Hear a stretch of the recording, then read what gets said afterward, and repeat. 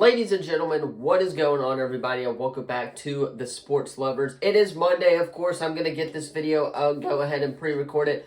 So keep in mind that it is a pre-recorded video, and if anything happened during the wild card that I haven't talked about, that is why. I'm pre-recording this on Saturday before all the games start, just to get it out of the way for you guys, because Monday is my busy day of the week. With that being said, you guys already know what to do. Leave a like, subscribe, turn that bell on. We do our best to post on this channel every single day. And welcome to the college football playoff semifinal reactions. In this game, we're gonna in this video, we're gonna break down the college football playoff games. We're gonna talk about the first and the second semifinal.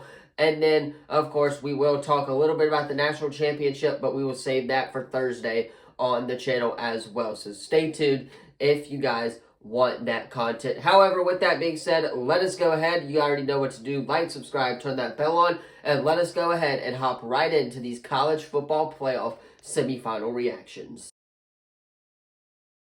All right, starting us off, the first game, of course, was on Thursday night. We got the Notre Dame Fighting Irish versus Penn State. Penn State being the quote-unquote home team in this one, but it was at the Orange Bowl in Miami. Let's take a look at the home team, though, and let's take a look at Penn State. For starters, Drew Allar, 12 of 23, 135 yards, 0 touchdowns, 1 interception. With that being said, I want to put a note on this. I've seen a lot of NFL scouts say that Drew Allar is a NFL caliber quarterback, right? Well, we know he's coming back to Penn State for another year. I think with him coming back is the smartest move to Penn State for another year. A, they can kind of go on another run if they want to like that. And B, it gives him more draft stock. And a lot of people are already saying that he is a late second round pick. So he could get into that early first round pick window with staying at Penn State. I think he made the smart move by staying at Penn State. With that being said, let us move on to rushing.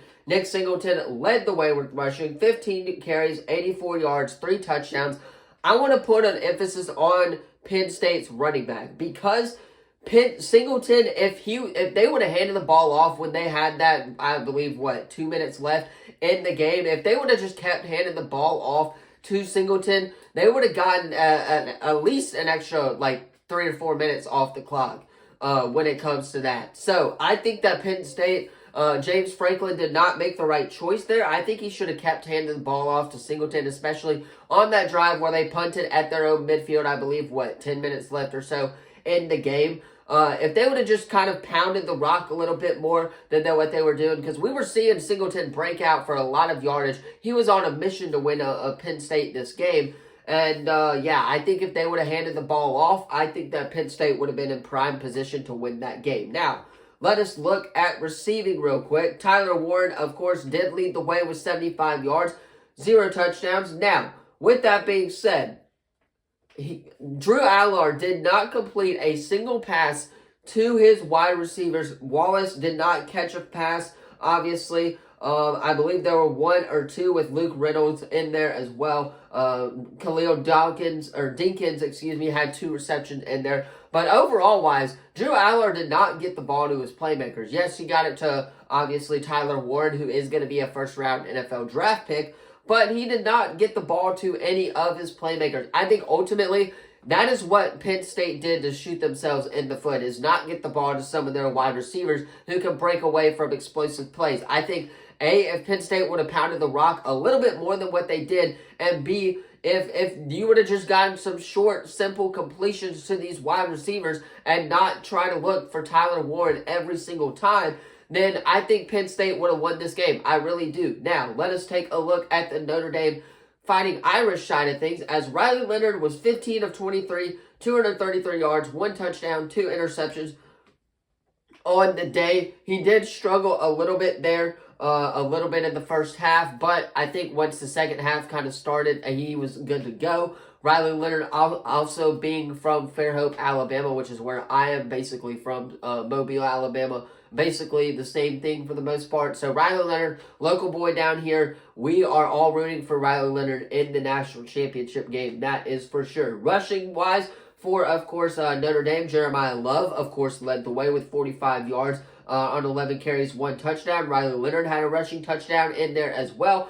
But Jeremiah Love did not get utilized as much as I would have liked him to have. I really like Jeremiah Love. I think it's going to be a first-round draft pick in the next couple of years or so, if he's not a senior already. So, with that being said, they should have utilized Jeremiah Love a little bit more. But receiving, they did utilize Jaden Greathouse, I believe is how you say that name, a lot with 105 yards, 1 receiving touchdown. Anais Williams with 66 yards as well. So they were able to get the ball to their playmakers a lot more than Penn State was. And ultimately, I believe that is what held Notre Dame to get the job done against Penn State. Penn State also that call on, I believe, like 3rd and 2 or 3rd and 1 or something like that. That was a bad play call. Also, the pass interference, a lot of people are saying that is not pass interference. I 100% agree with that. That pass interference should not have been called.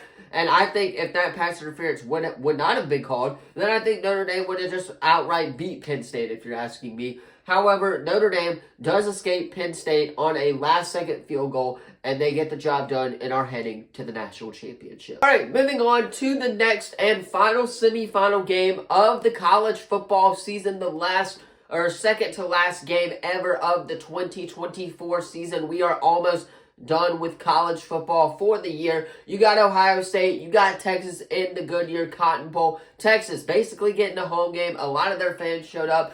But I was very surprised at how many Ohio State fans showed up as well. With that being said, let us go ahead and break down this game. Quentin Ewers, 23 of 39, 283, 2 touchdowns, 1 interception. They also utilized Arch Manning on that 4th and 1, I thought, which was very smart by Sark. And I think that we have seen the last snap of football that Quinn Ewers will play in a Texas uniform. I think Quinn Ewers either enters the draft or transfers next year. That is for sure. Rushing-wise for Texas, Quintravion Wisner, I believe is how you say that name. 17 of 46, no rushing touchdowns on the day. But, of course, Jaden Blue did have 59 yards and 2 touchdowns. They were not able to move the ball down the field a lot for Texas. That Ohio State defense was pretty much locking all of the Texas receivers up for the most part, from what I could tell when I watched this game. And, yeah, Texas does only score 14 points in the Goodyear Cotton Bowl Classic. Let us go to the Ohio State side of things, the winning team. We'll talk about Caleb Downs here in a minute after we break down this whole game. Will Howard, of course, 24 of 33, 289 yards, 1 touchdown, 1 interception on the day. Travion Henderson did lead the way with rushing with 42 yards, but it was Quinshon Judkins, who, might I add, is from Montgomery, Alabama. So Alabama is well represented here in the national championship game. He also had 2 touchdowns on the day as well. Receiving-wise, Carnell Tate led the way with 87 yards. Travion Henderson did also have 75 yards and 1 touchdown. But it was the great play from Caleb Downs, great awareness by Caleb Downs to seal the deal for Ohio State. Texas, you're driving, right? You're in the red zone, or knocking on the doorstep of the red zone for that matter. Caleb Downs seals the game for, of course, Ohio State. They literally went out and got Caleb Downs just because they could and just because they wanted to. He left Alabama, remember that, and he makes a game-saving play as Texas is driving, knocking on the doorstep of a touchdown, and Ohio State seals it, and they will go on to face Notre Dame in the national championship game. Anyway, that is going to do it for this video reacting to the college football playoff semifinals. Let me know what you thought of it in the comments down below. Don't forget to like this video, subscribe, turn that bell on as we do our best to post on this channel every single day. With that being said, I'm going to hop off, get this edited so you guys can watch it on time. Have a great rest of your Monday. Enjoy the NFL wildcard game tonight between the Vikings and the Rams in Arizona. They did move it because of the wildfires in California. But enjoy the game tonight regardless. Have a great time. Enjoy the game. And as always, I will see you in the next video. Peace.